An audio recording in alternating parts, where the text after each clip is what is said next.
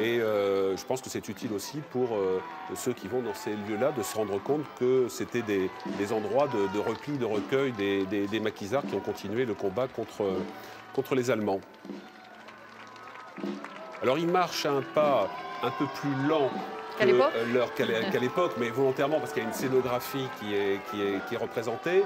Et puis, le 11 novembre 1943, il ne fallait pas non plus s'éterniser dans cette affaire qui était extraordinaire. Ça a duré 25 minutes, toute l'opération, d'après ce que, si j'ai bien lu. En 1943 Oui, en 1943. Oui, parce que malgré tout, là aussi, d'après les informations que me donne Jean-Claude Duret, Klaus Barbie, la commandanture allemande, se trouve à Gex, qui n'est pas très éloigné de ce lieu-là. Et Klaus Barbie est présent à cette commandanture de Gex. Donc, et puis Vichy a la capacité aussi, avec ses propres forces, notamment les gardes mobiles qui servent de force de répression pour Vichy. Les francs-gardes, puisqu'on va avoir... Dans cette période de la fin 43, Vichy est en train de chercher un moyen de lutter contre les maquis.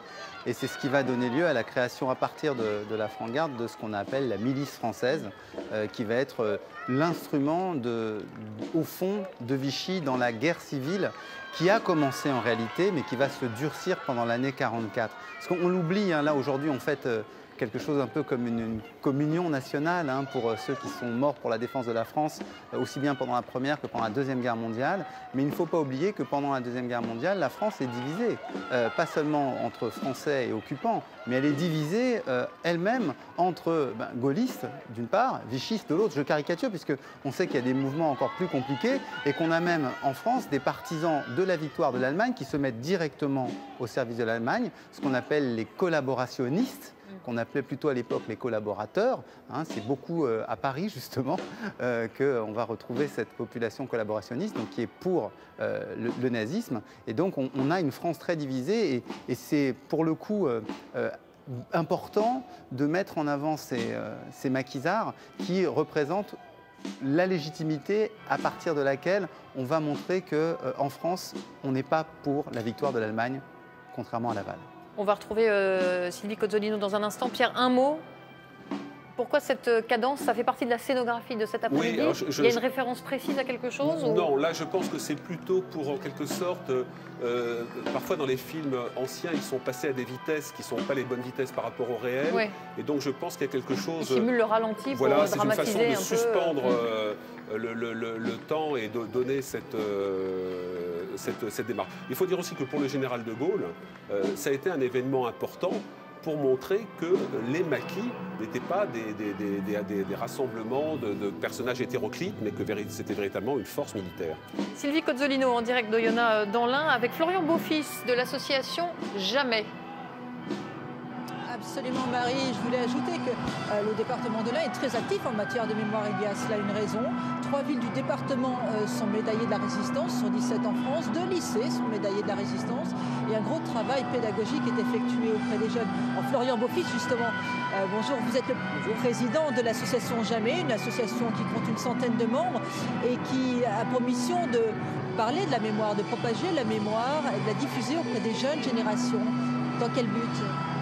Dans quel but? Le devoir de mémoire est important pour toutes les générations. Se rappeler, c'est quelque chose de vital pour notre société.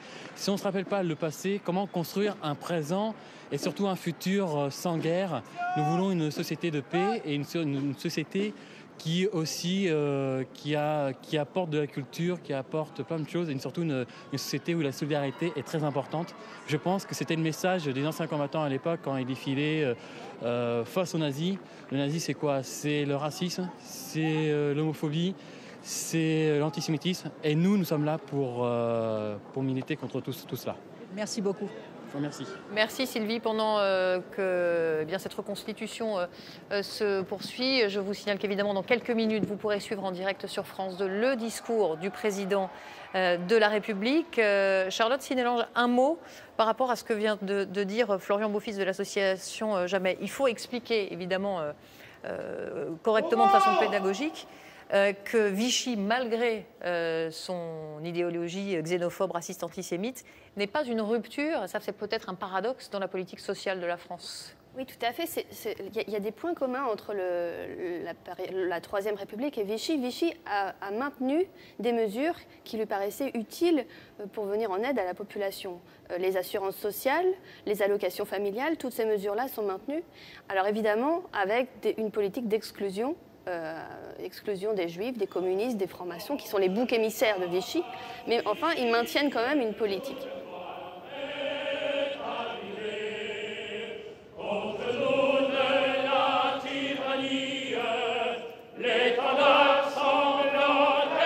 De réserve. Donc ne l'appelez pas sergent. C'est un lapsus de circonstance. C'est une autre guerre. Voilà, exactement. Mais donc, comme ils ont neutralisé les autorités publiques, sachant que la police et la gendarmerie étaient des forces de répression, elles vont basculer dans la résistance, mais la plupart du temps un peu plus tard. Pour l'instant, elles sont vraiment outils de répression. Et donc, ils vont avoir sur place un accueil à la fois timide et chaleureux de la population. Donc là, il a été mis en scène. On a vu un certain nombre de personnalités, vous avez vu dans la rue, qui applaudissaient le passage. Ce qui s'est passé, et surtout, il va y avoir ensuite... Sur Messieurs les ministres, le discours de François Hollande.